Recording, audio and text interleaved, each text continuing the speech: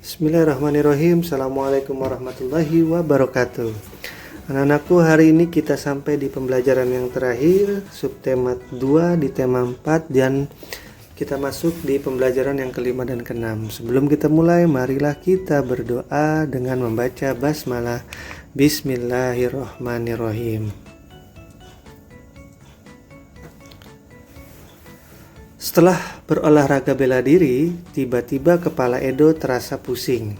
Edo teringat jika peredaran darah pada tubuhnya pernah terkena gangguan terkena darah rendah. Kemudian Edo beristirahat di ruang UKS.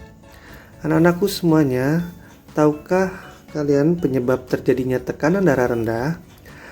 Tekanan darah rendah atau hipotensi adalah kondisi ketika tekanan darah berada di bawah 90/60 mm Hg. Anak-anakku semuanya, masih ingatkah kalian tentang gangguan organ peredaran darah lainnya? Nah, untuk mengetahuinya, mari kita akan lanjutkan pembelajaran kita. Jantung koroner. Penyebab jantung koroner adalah penumpukan lemak darah atau kolesterol pada arteri koronaria. Kemudian ada varises. Varises adalah tekanan darah yang terlalu besar dan jumlah darah yang dipompa oleh jantung terlalu banyak.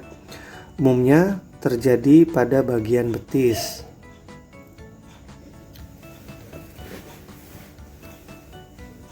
Kemudian ada hipertensi. Hipertensi adalah tingginya tekanan darah lebih dari tekanan darah normal atau 120/80 mm Hg. Bisa dikarenakan stres, makan berlebihan, merokok, dan banyak minuman beralkohol. Kemudian ada anemia. Penyebab anemia adalah rendahnya kadar Hb atau hemoglobin dalam darah. Anak-anakku semuanya, kesehatan adalah anugerah yang paling berharga bagi setiap manusia.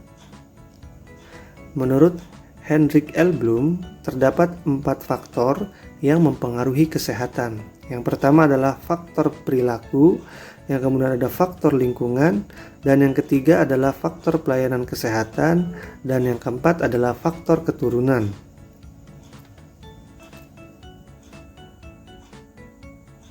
Yang pertama adalah faktor perilaku. Perilaku masyarakat yang sehat akan menunjang dan berdampak semakin meningkatnya derajat kesehatan. Misalnya, kebiasaan pola makan yang sehat dapat menghindarkan kita dari serangan banyak penyakit, antara lain jantung, darah tinggi, stroke, obesitas atau kegemukan, diabetes mellitus, dan lain sebagainya. Nah, kebiasaan perilaku mencuci tangan sebelum makan akan menghindarkan kita dari penyakit saluran pencernaan, misalnya diare. Kemudian perilaku menggosok gigi setelah makan dan sebelum tidur dapat mencegah penyakit seputar kesehatan gigi dan mulut. Yang kedua ada faktor lingkungan. Lingkungan yang bersih sangat berperan dalam meningkatkan derajat kesehatan masyarakat. Beberapa penyakit yang sering menjangkiti masyarakat yang hidup di lingkungan kumuh antara lain demam berdarah, gatal-gatal, infeksi saluran pencernaan, dan pernapasan. Yang ketiga ada faktor pelayanan kesehatan.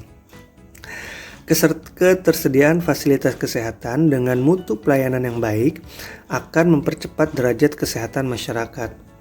Ketersediaan fasilitas harus diikuti dengan keterampilan tenaga kesehatan yang merata, mencukupi, dan mempunyai kompetensi di bidangnya.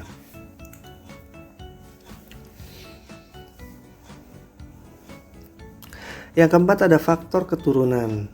Banyak penyakit yang kita dapat cegah, misalnya dengan cara membersihkan lingkungan.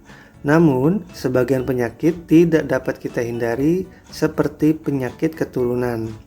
Apa saja itu penyakit keturunan? Contohnya adalah hemofilia dan thalassemia.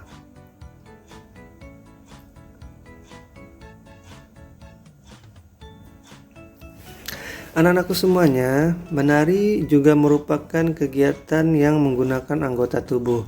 Dalam menari, hendaknya menggunakan pola landai agar pola lantai. Pola lantai adalah garis yang dilalui penari pada saat melakukan gerak tari. Pola lantai pada dasarnya ada dua pola garis dasar, yaitu garis lurus dan garis lengkung. Nah, berikut ini adalah beberapa contoh dari pola lantai, yaitu ada yang vertikal, diagonal, dan juga ada yang melengkung. Anak-anakku semuanya, nah, coba kita perhatikan tari yang dibawakan oleh Fitri dan teman-temannya. Mereka menari menggunakan properti tari yang berupa busur panah. Nah, gerakan pertama adalah memegang busur dengan tangan kanan, diikuti dengan kaki kanan jinjit di samping kiri. Yang kedua, gerakan kedua busur panah diarahkan ke samping kiri, lalu kaki kanan melangkah diikuti dengan yang tadi itu. Anak-anakku semuanya, tubuh manusia memangnya hendaknya banyak bergerak. Dengan bergerak seperti berolahraga dan menari, denyut jantung akan meningkat sehingga darah beserta oksigen dan nutrisi bisa disalurkan dengan baik ke seluruh tubuh. Nah, sore itu Edo mengajak Udin bersepatu roda. Mereka bersepatu roda sambil berpantun nih.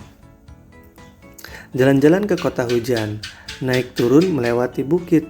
Jangan lupa gerakan badan supaya kita tak pernah sakit. Hitam legam burung gagak, terbang bebas di langit tinggi. Okelah kawan, ayo kita bergerak, bersepatu roda sesuka hati.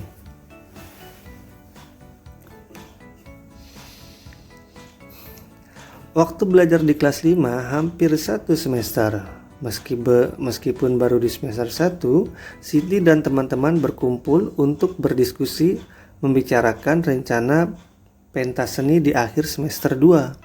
Siti dan teman-teman sepakat pada acara pentas seni akan menampilkan tari dengan properti tari. Mereka juga sepakat setiap anak harus bertanggung jawab tentang tugas yang telah disepakati. Tanggung jawab adalah sikap atau perilaku seseorang untuk melaksanakan tugas atau kewajiban yang harus dilakukan.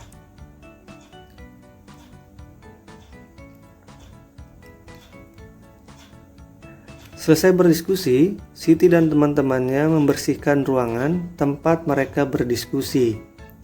Mereka membersihkan ruangan sambil berpantun. Si Dayu menari-nari, jangan lupa pakai selendang. Wajah dia berseri-seri karena kamu sedang berdendang. Bu Ratna pergi belanja ke pasar beli kain katun. Siti selalu bisa saja menyapu sambil berpantun. Anak-anakku semuanya, pantun yang diucapkan Siti dan teman-temannya merupakan jenis pantun jenaka. Nah, sekarang coba anak-anakku semua buat satu pantun jenaka. Nah, demikian tadi pembahasan kita pada tema 4, subtema 2, dan pembelajaran yang kelima dan keenam. Alhamdulillah hari ini pembelajaran 1 sampai 6 telah selesai. Nanti kita akan lanjut untuk mengisi penilaian tema. Terima kasih, tetap semangat, jaga kesehatan. Wassalamualaikum warahmatullahi wabarakatuh.